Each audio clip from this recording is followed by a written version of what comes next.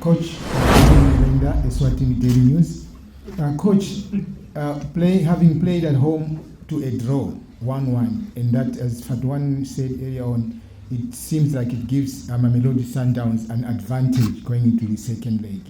How do you approach this game? Do you go all out to say, let's go 2 and win this game, or you sit back and wait for a counter-attack? Yeah, very interesting question. The league, the magic of the cups matches. If you want to go through, definitely to go to the final. You cannot just go to Mamelodi Sundowns and to sit. Of course, it will be a very tactical game, for sure. But for them as well, how they will play? Are they going to defend this goal? Yeah, it's a lot of questions, but for sure, what I can tell you that it will be a fantastic game for the fans.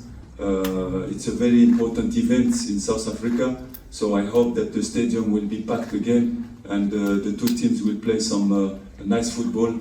That's it.